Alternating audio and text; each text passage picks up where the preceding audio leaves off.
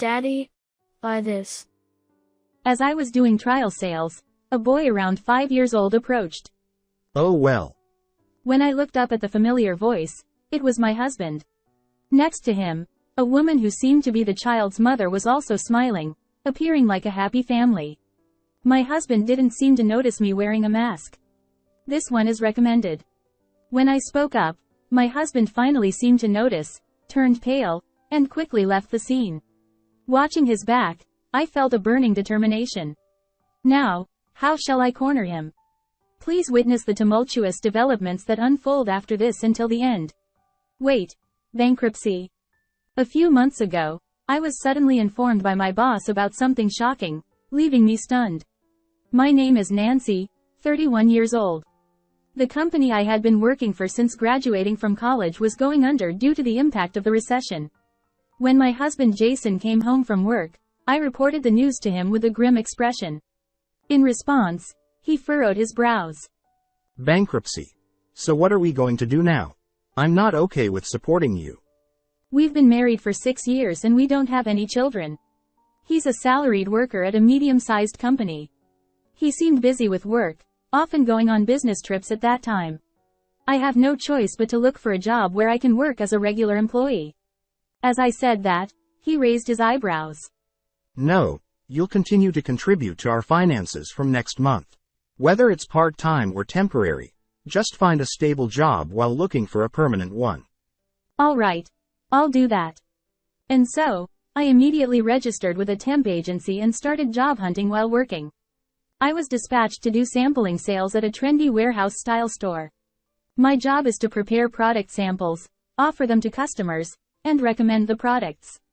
It was unfamiliar territory for me, but seeing customers' smiles and feeling a sense of fulfillment when they picked up the products I was selling made it worthwhile. I wanted to talk to Jason about this job, so when he returned from his business trip, I approached him. Hey Jason, today at work. I'm not interested in hearing about your job. It's just temp work anyway, right? Without even listening to me, Jason urged me to bring him a beer. As I prepared his evening drink, I couldn't help but feel lonely. Since we both worked, we've shared household chores since we got married. He has a lot of overtime and business trips, so I used to do a lot of the chores, but even when he's home, he helps with household tasks, so I didn't particularly feel any dissatisfaction. However, one day, Jason, your chores are piling up, I said, and my husband, who was fiddling with his phone nearby, looked annoyed. Can't you handle it yourself? Besides, starting today, all the household chores are your responsibility. He said. Huh. I stared at him in disbelief, but he remained unfazed. But we agreed to split the household chores when we got married. I protested. That was when you were a full-time employee, right? Now you're just a temp, so you should do all the household chores. Jason replied as if it were the most obvious thing. Despite explaining that I work as a temp from morning till evening and barely have a day off due to job hunting, he didn't listen. You're just a temp, after all. He repeated. In the end, I gave in, and since then, I've been doing all the household chores by myself. About 2 weeks later, Jason returned home and clicked his tongue disdainfully at the dinner I had prepared. What's with this dinner? There are only 2 side dishes, and the main dish is so lackluster. He complained. I had a long day at work today, so this is all I could manage. I'm sorry. I frowned, but Jason continued to blame me.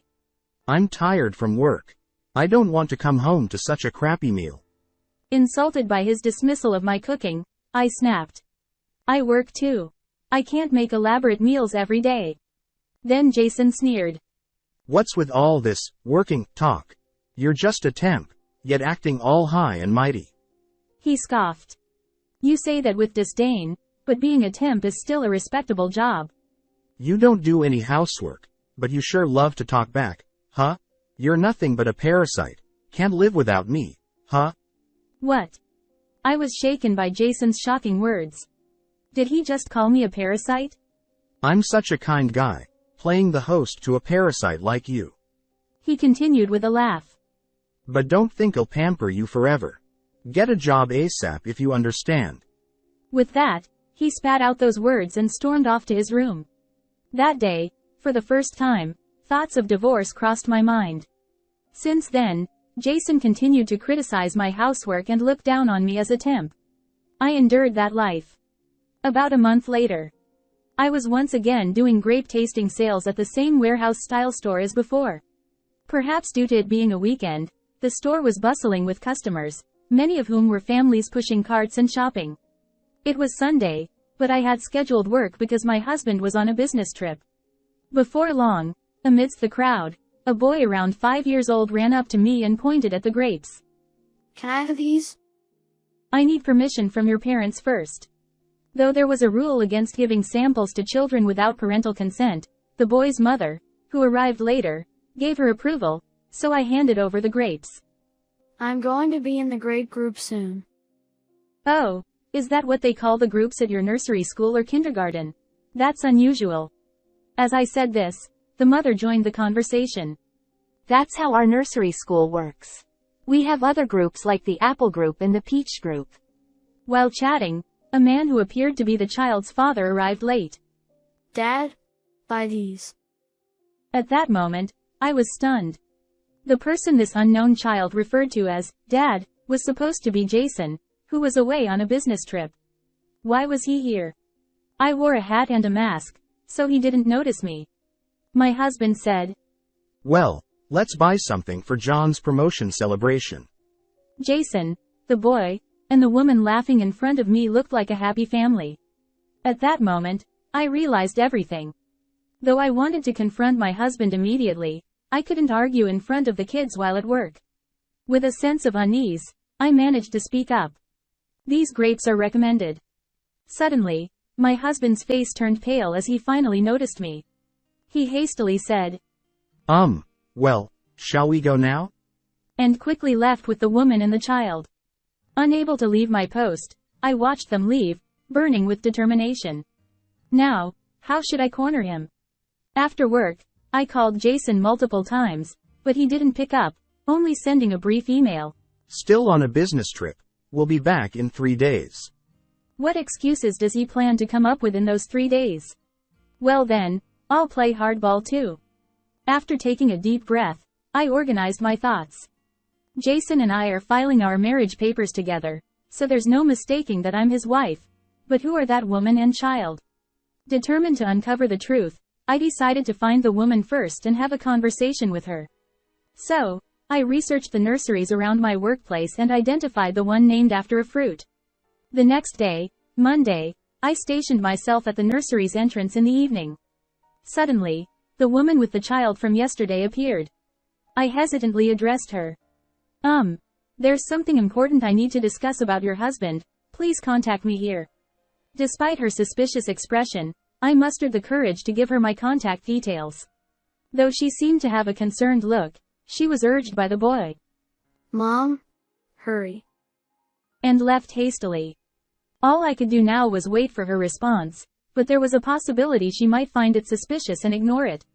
What if that happens? I was anxious. However, I received a late-night call, and we arranged to meet. Who are you? What's this about? When I explained that I was the sample saleswoman from yesterday, she was surprised. Where's your son now? I asked. My husband is watching him. She replied, and I promptly revealed. That man is my husband. I showed her photo albums, residency certificates, and such to convey the truth. She was taken aback. That's terrible, she uttered, her voice trembling as she began to speak. My name is Amy. I divorced my ex-husband and became a single mother due to his infidelity. I run my own business. According to Amy, she met Jason 2 years ago. He confessed his feelings, and they started dating. Her son John also grew fond of Jason, and recently they were practically living together, she said. We were planning to get married soon. I never imagined he was married. I'm truly sorry, even though I didn't know.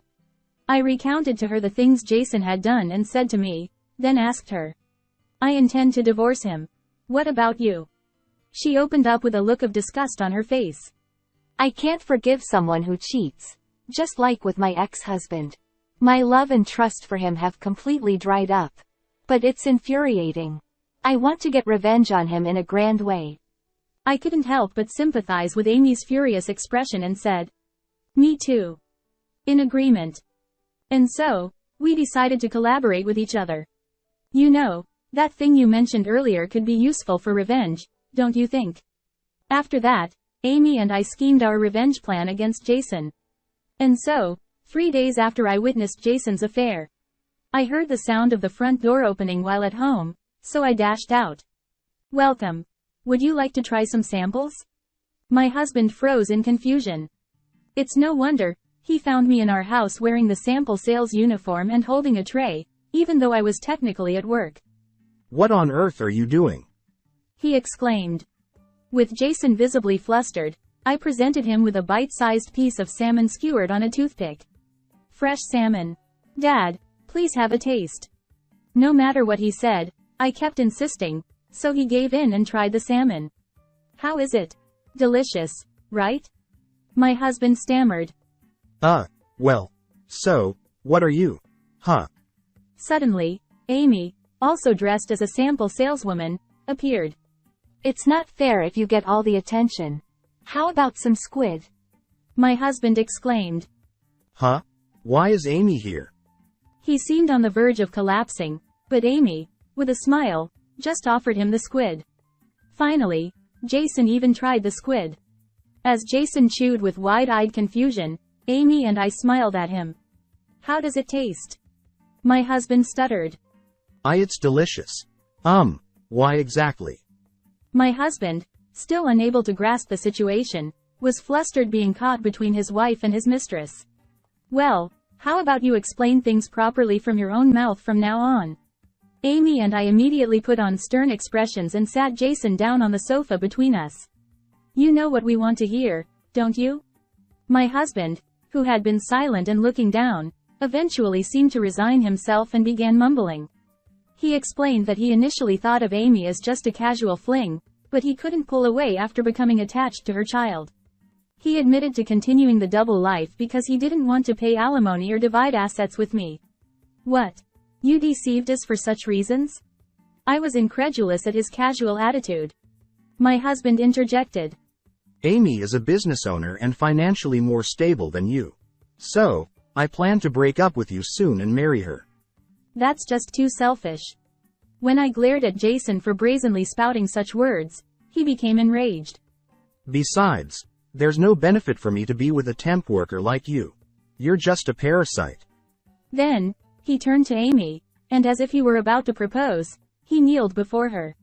Amy, you're the only one I love. I'll break up with this woman and be with you. And hey, you were looking for someone to take care of John, right? How about I become a stay-at-home husband? Amy firmly rejected his extended hand. "What? I refuse a lying man like you." Huh? Jason seemed dumbfounded, not expecting to be rejected. That's when Amy launched another attack. "A stay-at-home husband? Don't make me laugh. I have no intention of supporting a money-grubbing parasite." Don't say that. I love you. No matter what my husband said afterwards, Amy remained resolute. "I'll be claiming alimony from you. I've already spoken to a lawyer." Upon hearing those words, Jason's face contorted, and he turned to me, seeking solace. I'm sorry, Nancy. You're the only one for me. Let's continue to live happily together. So, you'll help with the alimony payments, right? I took a deep breath and then retorted sharply. "Don't be ridiculous. I have no intention of starting over with you. We're getting a divorce. You'll pay for your infidelity with alimony and asset division, so be prepared." But, Left dumbfounded by both me and Amy's rejections, my husband wore a bewildered expression for a moment. However, his expression gradually twisted, and he started sweating profusely. I need to use the bathroom. Clutching his stomach, my husband rushed into the bathroom. After a moment of unbearable noises, he stumbled out with a pale face. "Oh? What's wrong?" My stomach. Being someone with a weak stomach and a dislike for seafood, he was already in a delicate state. So, I furrowed my brows and spoke up. "Hey, I'm sorry. Come to think of it, maybe that salmon earlier was meant to be cooked.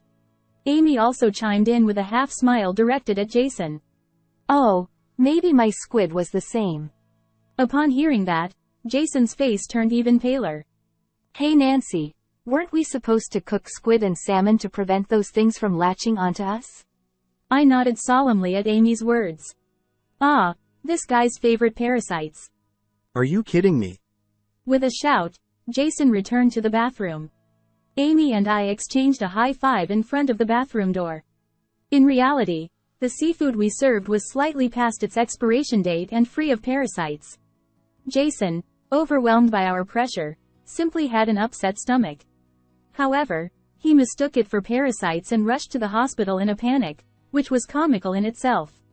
I eventually divorced Jason. I received $250,000 in alimony and half of our savings through asset division. True to her word, Amy claimed $20,000 in alimony from Jason. As it turns out, Amy's company had a cooperative relationship with Jason's company. Amy reported the whole ordeal to his company and terminated the partnership, leading to Jason's actions becoming known throughout the company. Eventually, he resigned from his job to take responsibility for his actions. Jason currently lives in a rundown apartment, working multiple jobs to repay the debt he incurred for the alimony to both me and Amy. His life, plagued by the fear of being chased by creditors, is surely far from peaceful, but I have no sympathy for him whatsoever. As for myself, I was fortunate enough to be hired by one of Amy's business associates, where I am now a full-time employee. I still maintain a friendly relationship with Amy and her son John, meeting them for tea from time to time. Moving forward, I want to cherish what I have left and live my life with a positive outlook.